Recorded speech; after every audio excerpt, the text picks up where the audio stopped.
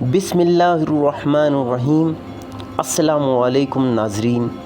مور جتنا اب خوبصورت ہے اس سے کہیں زیادہ جنت میں خوبصورت تھا۔ مور کی خوبصورتی پہ سبھی پرندے فدا تھے، لیکن ان سب خوبیوں کے باوجود مور سے ایسی کون سی خطا ہو گئی تھی جس سے اللہ تبارک و تعالیٰ نے مور کو جنت سے نکال دیا۔ اللہ تبارک و تعالیٰ نے جب حضرت آدم علیہ السلام اور اماں حوا کو پیدا فرمایا، اس کے بعد ان کو جنت میں بھیج دیا۔ وہ دونوں جنت میں بہت ہی پرسکون رہتے تھے، بہت ہی لذیذ میوے پھل کھایا کرتے تھے، لیکن ایک اناج جس کو کھانے سے اللہ پاک نے انہیں منع فرمایا وہ اناج گندم تھا۔ چونکہ شیطان حضرت آدم علیہ السلام کی وجہ سے ہی جنت سے نکالا جا چکا تھا، اسی وجہ سے شیطان کی حضرت آدم علیہ السلام سے دشمنی ہو گئی تھی۔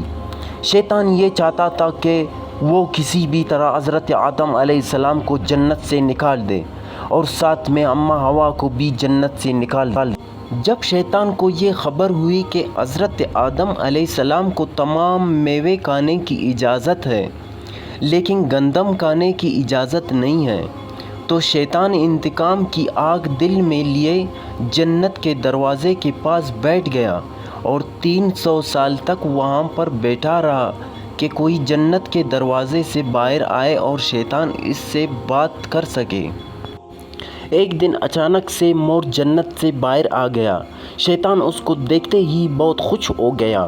شیطان نے پوچھا، اے خوبصورت پرندے تم کون ہو؟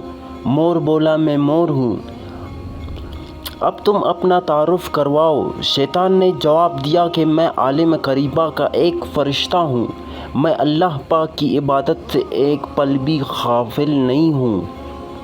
میں چاہتا ہوں کہ میں جنت میں جاؤں، وہاں کی نعمتوں کا اپنی آنکھوں سے مشاہدہ کروں۔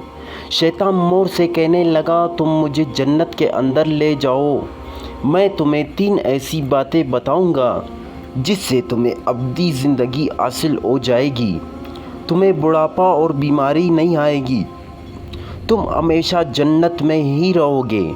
شیطان کی یہ باتیں سن کر لالچ میں آ کر مور نے کہا، مجھ میں تو اتنی طاقت نہیں ہے کہ میں تمہیں جنت کے اندر لے جاؤں، لیکن ایک سانپ میرا دوست ہے، وہ شاید تمہاری مدد کر سکے۔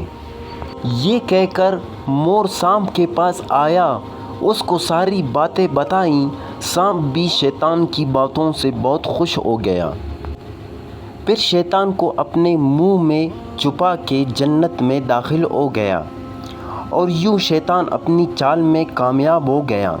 جنت کے تمام نگہبانوں کو یہ معلوم تھا کہ شیطان یہ چال چلا رہا ہے اور جنت میں داخل ہو چکا ہے۔ فرشتے شیطان کو جنت سے نکالنے لگے۔ تب ہی اللہ پاک کا حکم ہوا کہ اس کو ابھی تک جنت میں ہی رہنے دیا جائے۔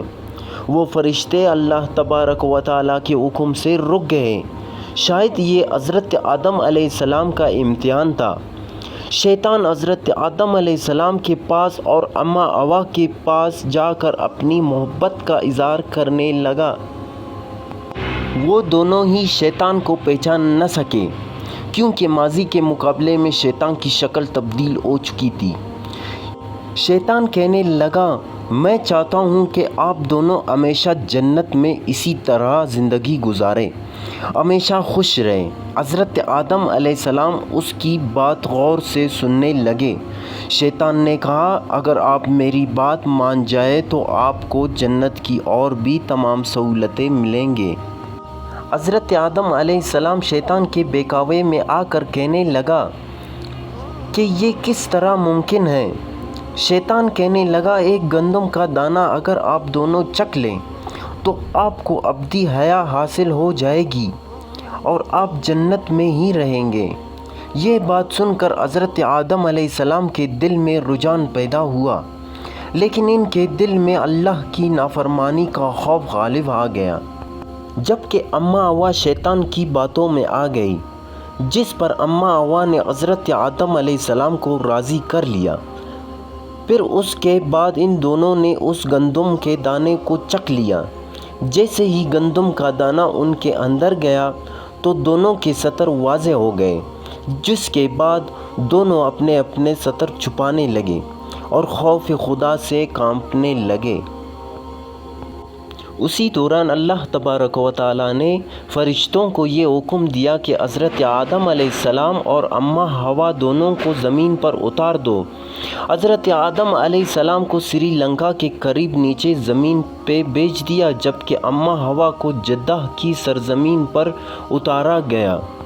جن خوبصورت پیروں سے چل کر مور شیطان کو جنت کے اندر لے کر آیا تھا، وہی خوبصورت پاؤں اللہ پاک نے مور سے لے لیا۔ سانپ جو اپنے منہ میں شیطان کو چھپا کر لایا تھا، اس کے منہ کی خوبصورت خوشبو کو چھین کر اس میں زہر ڈال دیا گیا، پھر مور کے ساتھ سانپ کو بھی جنت سے نکال دیا گیا۔